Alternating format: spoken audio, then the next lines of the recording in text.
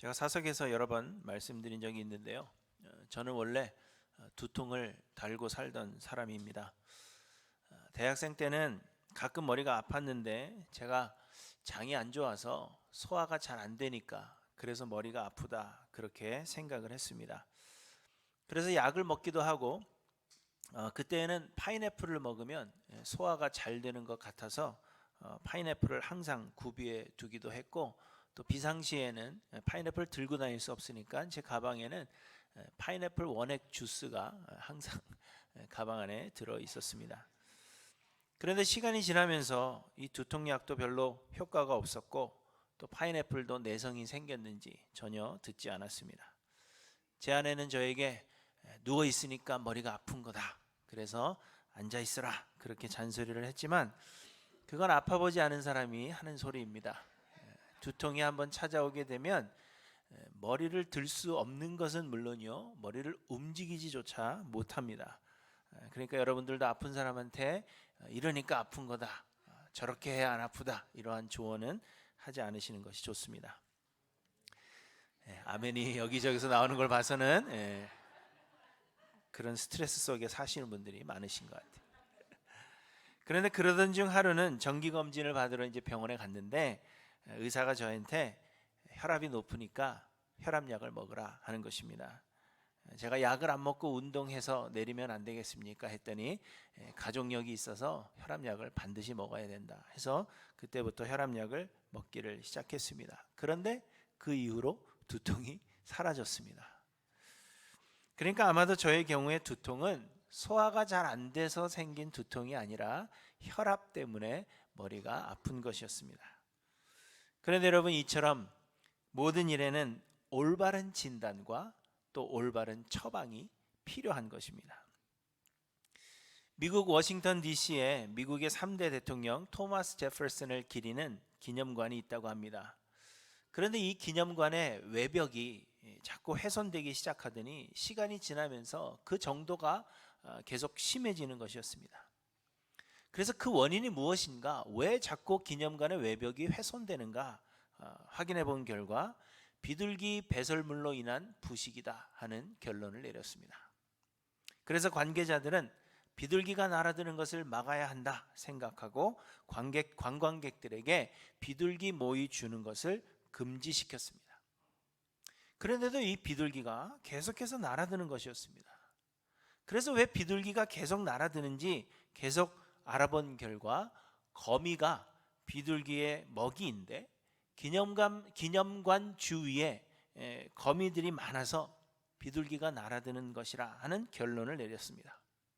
그래서 기념관을 깨끗하게 청소하고 모든 거미줄을 제거했으며 매일매일 그 거미줄 제거하는 일에 힘을 다했습니다. 그럼에도 불구하고 날아드는 비둘기를 막을 수가 없었습니다. 그러다가 결국은 비둘기가 날아드는 결정적인 원인을 찾았는데 그것은 너무 밝은 조명 때문이다 하는 것을 발견하게 된 것입니다. 기념관에 비둘기가 많이 날아드는 것은 비둘기의 먹이인 거미가 많기 때문인데, 거미가 많은 이유는 거미의 먹이가 되는 나방이 많기 때문이라는 것입니다. 그러면 왜 나방이 그렇게 많은가 확인을 했더니 기념관 뜰을 밝히는 조명이 너무 밝기 때문에 나방이 날아든다는 것을 깨닫게 된 것입니다. 조명이 밝으니까 나방이 날아들고, 나방이 많으니까 거미들이 생기게 되고, 거미가 많으니까 비둘기가 먹을 것을 많이 먹게 됨으로 인해서 거기에다가 배설을 많이 했다는 거죠. 그래서 그 배설물로 인해서 외벽이 훼손되기 시작했다는 것입니다. 그래서 기념관 관계자들은 조명의 밝기를 조금 낮추고 다른 건물들보다 1시간 늦게 조명을 켜기로 결정했습니다. 그랬더니 모든 문제가 말끔하게 해결되었다 하는 일화가 있습니다. 여러분, 이처럼 올바른 진단과 그에 따른 올바른 처방을 내리는 것은 우리의 삶의 모든 분야에서 매우 중요한 것입니다. 하지만 실상 우리는 대부분 올바른 진단을 내리는 데 실패할 뿐만 아니라 그렇기 때문에 올바른 처방을 내리지도 못합니다. 대부분의 부모들은 내 자녀가 머리는 좋은데 공부를 안 해서 성적이 좋지 않다, 그렇게 생각합니다. 그래서 내 자녀가 앉아서 공부만 한다면 엄청 공부를 잘할 것이다 라고 생각하지만 사실은 그 반대인 경우가 대부분입니다. 동의를 못 하시는가 보죠. 내 자녀는 머리는 좋은데 공부를 안 해서 성적이 안 좋은 게 아니라 머리가 안 좋기 때문에 공부를 못 하는 겁니다. 대부분의 사람들은 내 자녀가 원래는 착한 아이인데 친구를 잘못 만나서 나쁜 길을 가게 되었다고 생각하지만 실상은 오히려 내 자녀가 순진한 아이들을 꼬시는 경우가 다반사입니다. 제가 중학교를 다닐 때 제 은사님이 그런 이야기를 저희에게 하셨습니다. 저는 아직도 그 이야기를 기억합니다. 너희 부모들은 모두 너희가 친구 잘못 만나서 이 모양 이 꼴이라고 친구들을 원망하시겠지만 그 꼬임에 넘어갔다는 것 자체가 너희가 선하지 않다는 것을 증명하는 것이다. 그런 이야기를 저희에게 해주셨습니다. 여러분, 이처럼 올바른 진단과 올바른 처방이 없이는 좀처럼 나아질 수가 없는 것입니다. 그런데 이스라엘 백성들은 하나님의 구원을 간절히 소망했습니다. 우리나라도 900번 이상 외세의 침략을 받았다고 하는데 강대국에 의해서 고통을 당하는 것이 얼마나 괴로운 일이었겠습니까? 이스라엘은 야곱이 애굽으로 이주한 이후로 주변 나라들에 의해서 엄청난 억압을 받으며 살아왔습니다. 400년 이상을 종살이 하다가 가나안 땅에 입성했지만 하나님께서 약속하신 복을 받지 못한 채 계속해서 주변 나라들에 의해서 핍박을 받았습니다. 그리고 지금 이사야 선지자가 활동하고 있는 이 시대는 이스라엘과 아람의 침공을 받았다가 또 그 이후에는 아수르의 침공을 받았습니다. 그리고 그 후에는 바벨론이 침공할 것이고 유다는 멸망할 것이며 사람들은 바벨론의 포로가 될 것이라고 말씀하십니다. 그러니 여러분, 이런 역사 속에서 이스라엘 백성들은 하나님께 간구했을 것입니다. 이스라엘의 독립과 구원을 간구하며 하나님께 수많은 제물을 드리고 또 하나님께 빌고 또 빌었을 것입니다. 안식일에는 일하지 않았고 11조와 제물을 하나님께 드렸으며 하나님께서 명령하시지도 않은 서원을 하고 또 정기적으로 하나님 앞에 금식했습니다. 왜 그렇게 했을까요? 그렇게 하면 하나님이 감동을 받아서 이스라엘을 구원해 주실 것이다 라고 기대했기 때문입니다. 그러니까 고통 중에서 이스라엘이 내린 진단, 왜 우리가 이런 고통을 당하는가 하는 그 진단은 이스라엘이 하나님의 마음에 드는 행위를 하지 않았기 때문에, 하나님의 마음을 기쁘게 할 만한 행위가 없었기 때문에 하나님이 우리를 구원하시지 않는 것이다 하는 진단을 한 것입니다. 그래서 그들이 내린 처방은 하나님의 마음을 감동시킬 만한 종교적인 행위들을 하자 하는 것으로 처방을 내린 것입니다. 그래서 그들은 억지로라도 율법의 조항들을 지키고자 노력했으며 많은 제물을 하나님 앞에 드리고 서원을 하고 금식을 하며 하나님의 마음에 감동을 주고자 노력했다는 것입니다. 그럼에도 불구하고 여전히 주변 국가들의 침공이 계속되고 그들에게 고통이 계속되자 이스라엘 백성들은 하나님의 능력이 부족해서 자신들을 구원하지 못하신다 하는 결론을 내리게 됩니다. 그래서 오늘 본문 1절을 보시면 여호와의 손이 짧아 구원하지 못하심도 아니요 귀가 둔하여 듣지 못하심도 아니라 이렇게 말씀하고 있는 것입니다. 이는 곧 이스라엘 백성들이 그렇게 생각했다는 것입니다. 여호와의 손이 짧아서 구원하지 못하는 것이요 귀가 둔하여서 우리의 기도를 듣지 못하시는 것이며 여호와의 능력이 없어서 우리를 구원하지 못하시는 것이다 라고 결론을 내렸다는 것입니다. 그래서 이스라엘 사람들은 우상을 섬기기 시작합니다. 풍요를 줄 수 있다고 믿는 이방의 신들을 섬기고 구원을 줄 수 있다고 생각되면 그 신이 어떤 신이든지 또 어느 민족이 섬기는 신이든지 상관없이 자신들의 눈에 좋게 보이는 이방의 모든 신들을 받아들인 것입니다. 그러면서 말합니다. 이는 여호와의 손이 짧아서이며 귀가 둔해서이고 능력이 없기 때문이라, 그렇게 변명한 것입니다. 지난주 말씀처럼 우리가 금식하되 어찌하여 주께서 보지 아니하시오며 우리가 마음을 괴롭게 하되 어찌하여 주께서 알아주지 아니하시나이까, 이렇게 항변한 것입니다. 하나님이 능력이 없어서가 아닙니까?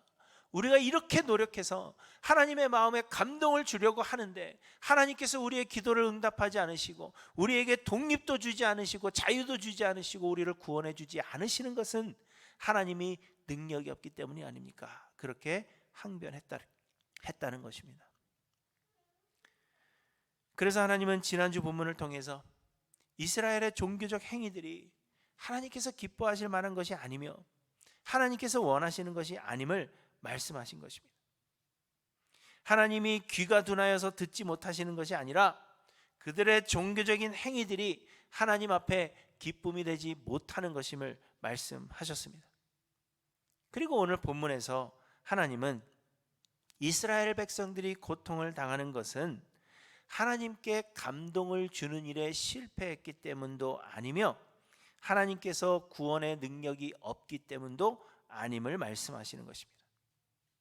그러면서 하나님은 이스라엘 백성들이 고난을 당하는 그 원인이 무엇인지 올바른 진단을 우리에게 내려주시는데 2절에 보시면 오직 너희 죄악이 너희와 너희 하나님 사이를 갈라놓았고 너희 죄가 그의 얼굴을 가리어서 너희에게서 듣지 않으시게 함이니라, 이렇게 말씀하십니다.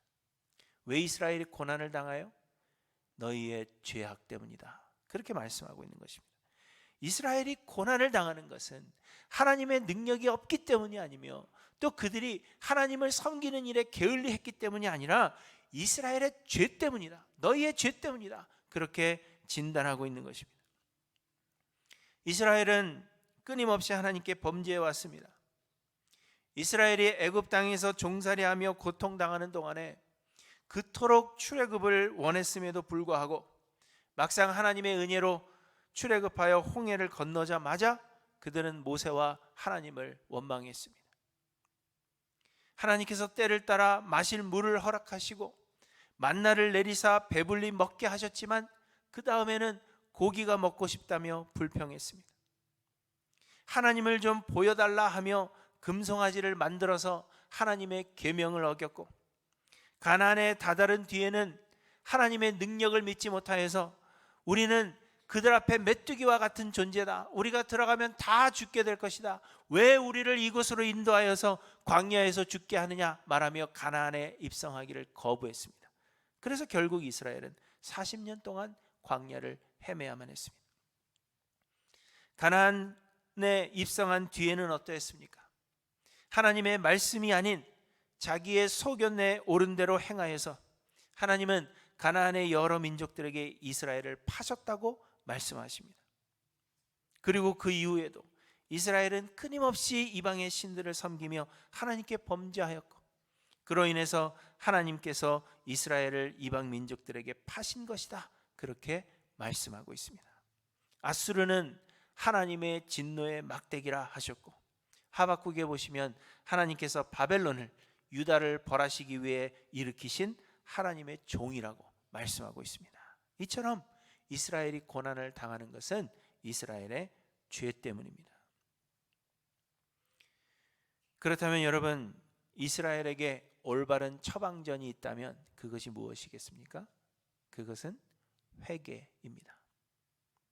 자신들의 죄를 인정하고 하나님 앞에 회개하며 하나님의 말씀에 순종하는 것이야말로 하나님께 기쁨이 되는 행위이며 이스라엘이 고통에서부터 벗어날 수 있는 유일한 처방전이 되는 것입니다. 금식을 하고 서원을 하며 많은 제물을 하나님 앞에 드리는 그러한 종교적인 행위가 중요한 것이 아니라 진심으로 죄를 회개하고 하나님께로 돌아가서 하나님만을 의지하고 순종하는 것이 이스라엘이 사는 길이라는 것입니다. 회개가 우선되지 않는데 자신들의 죄에 대한 애통함과 하나님 앞에 엎드려 회개하는 그 회개가 우선되지 않는데 그 많은 노력들이 아무런 소용이 없는 것이라는 것을 말씀하고 있는 것입니다. 왜냐하면 그들의 죄악이 하나님과의 사이를 갈라놓아서 하나님이 이스라엘에게서 얼굴을 돌리시게 하는 원인이 되었기 때문입니다. 죄로 인하여 마음이 상해 있는데 수많은 선물을 갖다 준들 무슨 의미가 있습니까? 고통당하는 많은 사람들에게 당한 사람들이 이야기하는 게 뭡니까? 우리가 진짜 원하는 것은 뭐라고요? 진정한 사과, 그거 원한다는 거 아닙니까? 그런데 돈을 갖다 주고 다른 것을 갖다 주고 그래서 마음이 풀리지 않는다는 것입니다. 마찬가지로 이스라엘의 죄악이 하나님과의 사이를 갈라놓았고 이스라엘의 죄악이 하나님으로 하여금 얼굴을 돌리게 하셨기 때문에 그 많은 종교적 행위가 아니라 하나님 앞에 진심으로 회개하는 것을 하나님은 원하신다는 것입니다. 그래서 하나님은 너희는 옷을 찢지 말고 마음을 찢고 너희 하나님 여호와께로 돌아올지어다 이렇게 말씀하십니다. 순종이 제사보다 낫고 듣는 것이 수양의 기름보다 낫다 이렇게도 말씀하십니다. 회개 없이 수많은 제물을 하나님께 드림이 하나님께 결코 기쁨이 되지 못하고 마음을 찢는 회개가 없는 금식과 서원은 하나님께서 싫어하는 것이요 순종이 없는 종교적인 행위들은 하나님께 가증한 것이라고 성경은 말씀하고 있습니다. 하나님은 회개를 원하시며 순종을 원하십니다. 그런데 여러분 이와 마찬가지로 우리 또한 필요한 것은 회개입니다. 우리가 세상을 살면서 여러 가지 고난을 당하는 것은 다름 아닌 우리의 죄 때문입니다. 물론 하나님께서 우리가 죄를 지을 때마다 그때그때 벌하신다는 것은 아닙니다. 만약 그러하다면 이 세상에 살아남을 자가 한 사람도 없을 것입니다. 그럼에도 근본적으로 우리가 고난을 당하는 것은 우리의 죄 때문이며 우리가 하나님을 떠나 우리의 소견대로 살아가고 있기 때문입니다. 우리의 죄악이 우리와 하나님 사이를 갈라놓았고 우리의 죄가 그의 얼굴을 가리어서 우리에게서 듣지 않게 하신 것입니다. 그러므로 여러분 우리는 수많은 종교적인 행위들보다도 진심으로 우리의 죄를 회개함이 우선되어야 한다는 것입니다. 사랑하는 성도 여러분, 여러분들은 죄인됨을 인정하며 하나님 앞에 진심으로 회개하고 계십니까? 우리의 죄를 인식함으로 인한 그 애통함이 우리 가운데 있는가? 여러분 돌아보시기 바랍니다. 나는 은혜로 구원받았기 때문에 이미 구원받았기 때문에 나는 안전하다 그렇게 생각하실 것이 아닙니다. 우리는 구원을 받았음에도 불구하고 여전히 죄인입니다. 우리 안에는 여전히 죄가 남아 있습니다. 그러므로 우리는 매일매일 매 순간순간 우리의 죄인됨을 인정하며 하나님 앞에 회개해야 한다는 것을 여러분 잊지 않고 기억하시기를 바랍니다. 우리의 종교적 행위보다 또 하나님 앞에 드리는 어떤 선물보다 더 중요한 것은 우리의 진심 어린 회개입니다. 그러나 여러분 안타깝게도 우리는 그리할 수 없습니다. 왜냐하면 우리의 본성이 죄이기 때문입니다. 하나님은 오늘 본문에서 이스라엘의 죄를 말씀하십니다.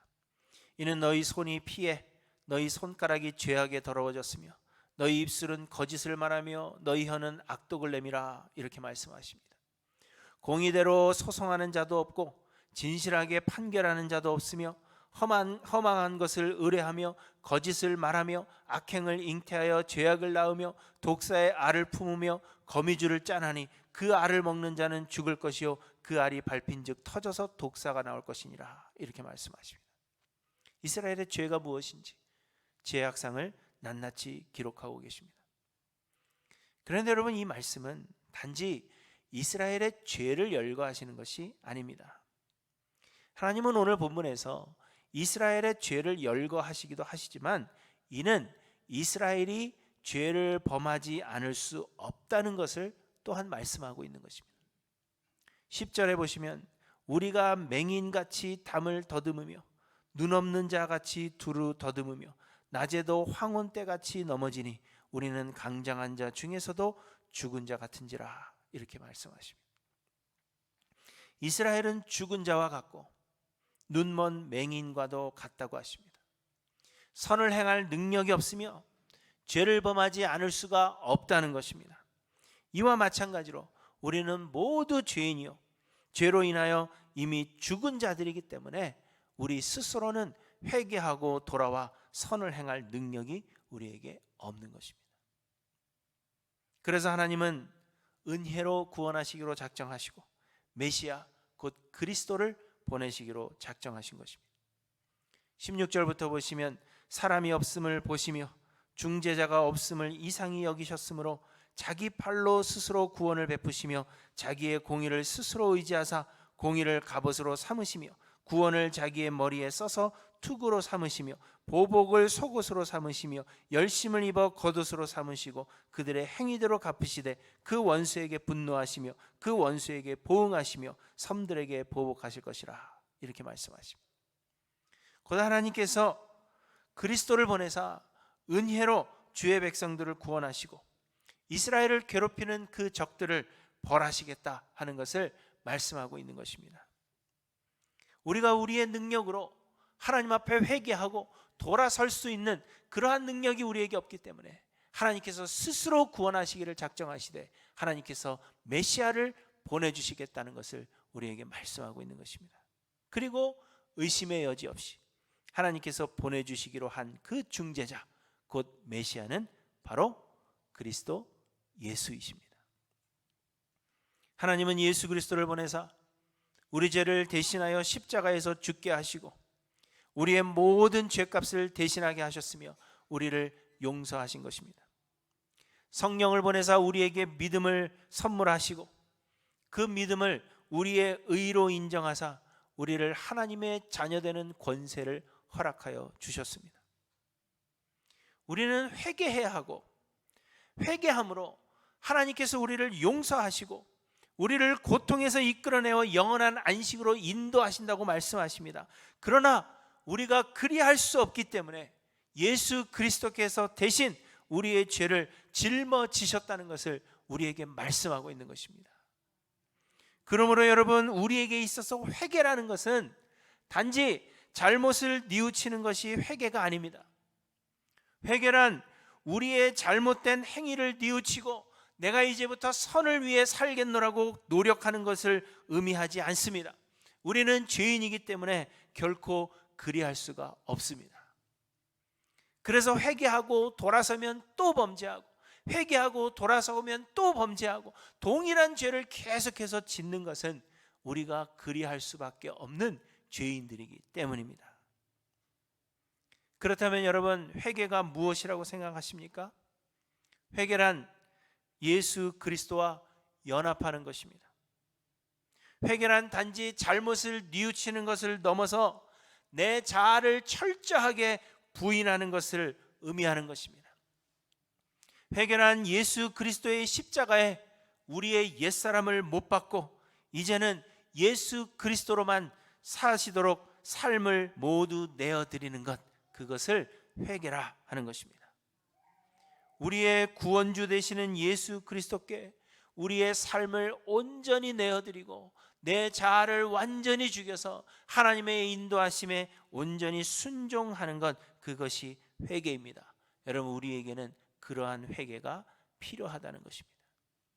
그저 잘못을 뉘우치고 이제 앞으로 안 그러겠습니다, 내가 너무 잘못했습니다, 그렇게 말로 고백하는 것이 회개가 아니라 내 안에 남아있는 내 옛사람과 내 자아를 철저하게 예수 그리스도의 십자가에 못 박고 죽어서 오직 예수 그리스도로만 충만하기를 소망하며 그 삶을 내어드리는 것, 그것을 우리는 회개라 하는 것입니다. 그러나 대부분의 사람들은 당시 이스라엘 사람들과 같이 서원이나 금식과 같은 종교적인 행위들로 하나님의 마음을 사려고 합니다.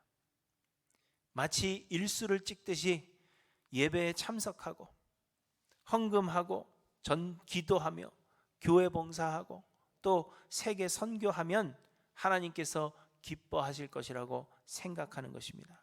그렇게 함으로 하나님의 마음을 감동시키고 하나님께서 우리를 고통 가운데서 구원하사 우리에게 평안 주시기를 기대하는 것입니다. 대부분의 신도들이 신앙생활을 그런 식으로 하고 있습니다.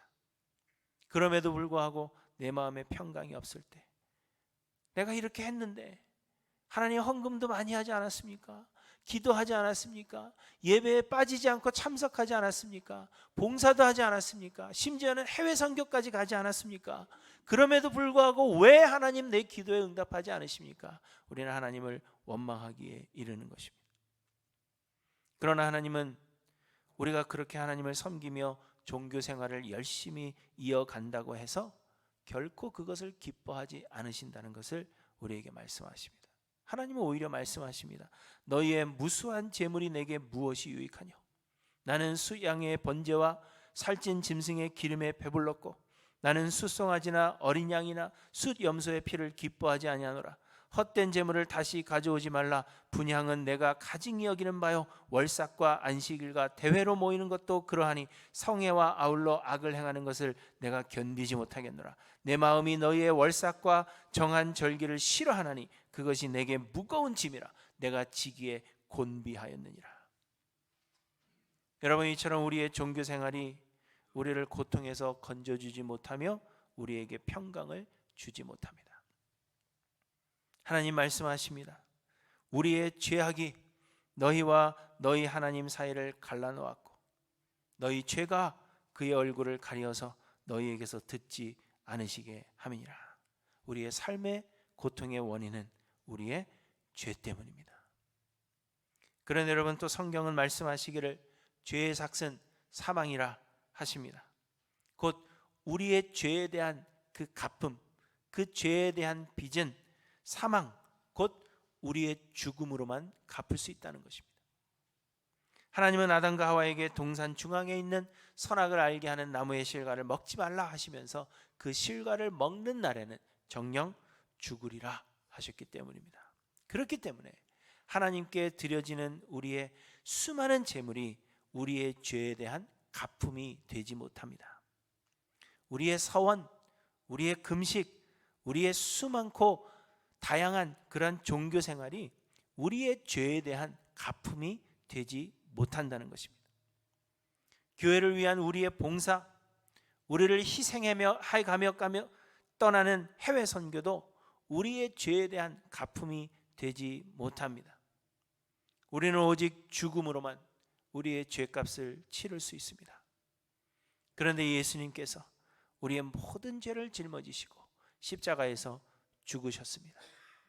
예수님의 그 죽음이 우리의 모든 죄값을 대신 갚으셨습니다. 그러므로 우리는 이 예수 그리스도와 연합해야 한다는 것입니다. 우리의 고통에 대한 올바른 진단은 우리의 죄 때문이라는 것이요, 그에 따른 올바른 처방전은 곧 예수 그리스도이십니다. 예수가 우리의 삶의 모든 문제에 해답이 되신다는 것입니다. 그러므로 사랑하는 성도 여러분, 예수 그리스도와 연합하기를 소망하시는 저와 여러분들 되시기를 간절히 소망합니다. 회개란 우리의 자아를 철저히 부인하는 것입니다. 회개란 우리의 옛사람이 십자가에 못 박혀 죽는 것입니다. 회개란 이제는 내가 없고 내 안에 그리스도 예수만이 사시는 것입니다. 우리의 삶의 문제의 모든 해답은 우리의 종교 생활에 있는 것이 아니라 예수 그리스도가 모든 문제의 해답이 되십니다. 그러므로 항상 그리스도 앞에 나와서 내 안의 욕심과 의지와 생각과 소원을 다 내려놓고 예수 그리스도와 연합하기를 소망하시는 저와 여러분들 되시기를 간절히 소망합니다. 그런데 여러분, 마지막으로 제가 한 가지 걱정이 되는 것은 종교생활이 우리의 고통에 대한 올바른 처방이 아니다 이렇게 설교하면, 그러면 아무것도 하지 않아도 되는 것처럼 생각하시는 분들이 꼭 있다는 것입니다. 종교생활이 우리의 고통에 대한 처방이 아니라 이야기하니까 그러면 예배에 열심을 내지 않아도 되고 헌금도 안 드려도 되고 교회 봉사는 물론이요 전도도 선교도 안 해도 되는 것으로 그렇게 생각하시는 분들이 꼭 있다는 것입니다. 그러나 여러분, 생각해 보시기 바랍니다. 내 자아가 죽고 그 마음에 예수 그리스도만이 사시는 자의 삶이 과연 어떠할 것인가를 여러분 한번 생각해 보셔야 한다는 것입니다. 하나님께 온전히 붙들린 자의 그 삶이 어떤 것인지, 그리고 과연 지금 내 삶은, 나의 신앙생활은 하나님께 온전히 붙들린 바 된 자의 삶이요 신앙생활이 되고 있는지를 여러분 한번 생각해 보셔야 한다는 것입니다. 내 자아가 죽고 내 안에 내 삶을 예수께 온전히 맡겨드려서 이제 내 안에 예수 그리스도로만 충만하시다면 여러분의 삶은 어떠해야 하며 여러분의 신앙생활은 과연 어떠해야 할 것인지 여러분 깊이 생각해 보셔야 한다는 것입니다. 우리의 종교 생활이 우리를 구원해 주지 못하는 것은 분명한 사실입니다. 예수 그리스도께 삶을 드리는 것만이 우리의 구원이 되는 것입니다. 그런데 예수께 삶을 드렸다면, 내 안에 예수 그리스도만이 살아 역사하고 계시다면 우리의 삶은 어떠해야 하며 우리의 신앙생활은 과연 어떠해야 하는지 여러분의 모습을 돌아보셔야 합니다. 오직 우리의 죄악이 우리와 우리 하나님 사이를 갈라놓았고 우리의 죄가 그의 얼굴을 가리어서 우리에게서 듣지 않으시게 함입니다. 그렇게 여러분 우리의 죄를 대신하여 십자가를 지시고 우리로 계명대로 살도록 인도하실 예수 그리스도만이 우리의 올바른 처방이 되십니다. 아무런 의미 없는 종교 생활이 아니라 자아를 부인하고 예수 그리스도께 굴복하여서 삶을 온전히 드리시는 하일랜드 교회 모든 성도님들 되시기를 주님의 이름으로 간절히 축원합니다. 기도하십니다.